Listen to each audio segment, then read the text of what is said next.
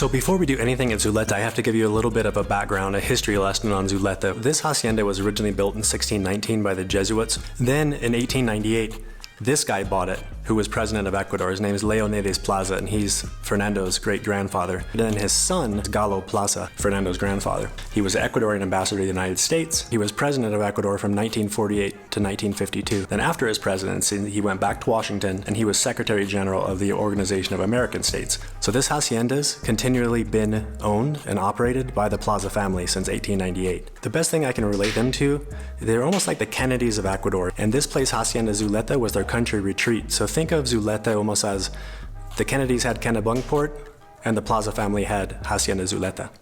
Fernando, where are we going? We're going to the archaeological site. We're gonna have a lot of fun talking about history.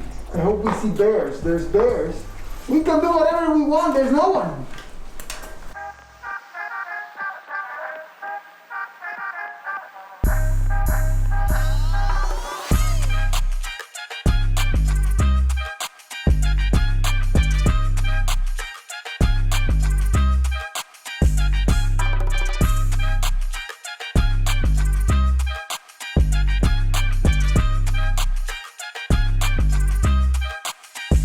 So we just rode up the San Pedro Valley on the horses, and we're sitting atop an ancient Caranqui pyramid right now.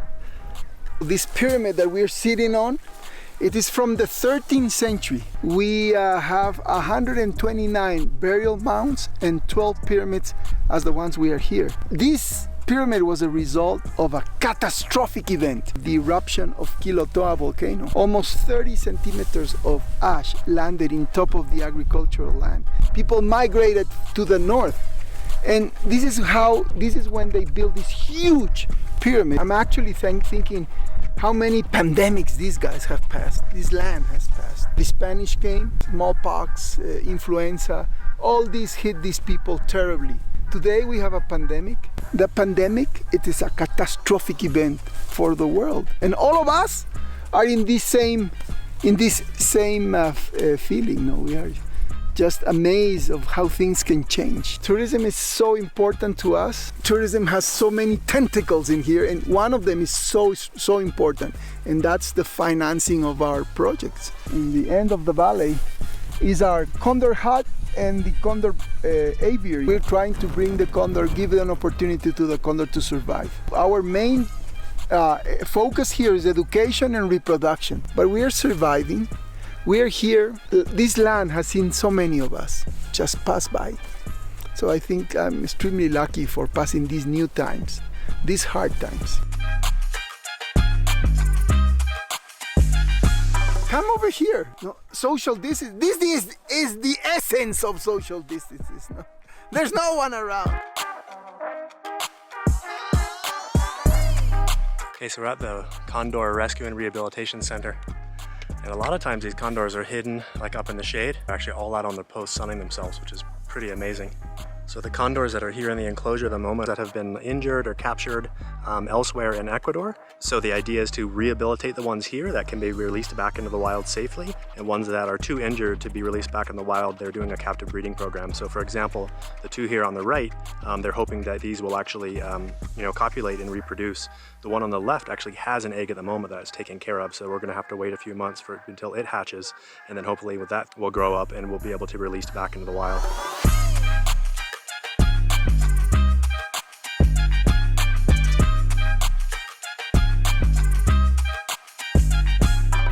The bears are here, Clark. Seriously? I told you so.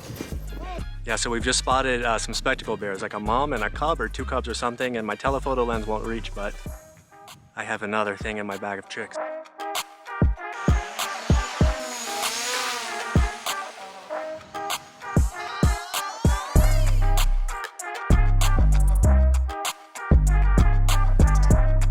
So these Andean spectacle bears, that's the only type of bear that exists in South America. You find them throughout the Andes, and they live exactly in this type of habitat.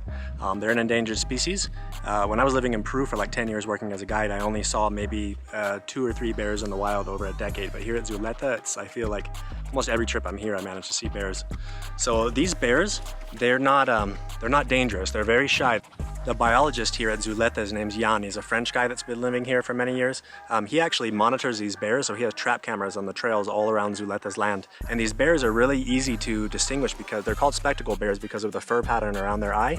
And every bear has a very different fur pattern. Jan, the biologist here at Zuleta, he actually has a book in the Hacienda called The Bears of Zuleta. Now there's like 20 plus bears that are frequent around here that they constantly spot and are tracking. Some of them actually have GPS collars as well. They monitor the movements of the bears around the property for conservation efforts. So if you want to see spectacle bears, Zuleta is the place to come see them.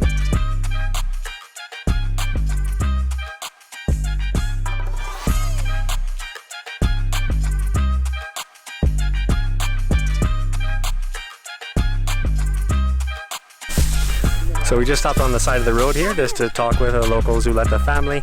They're just sitting out here in the sun, cleaning some wheat that they just harvested. So they just shake it, let it fall, and the wind blows away the chaff. And the cutest little girl here with her pet rabbit.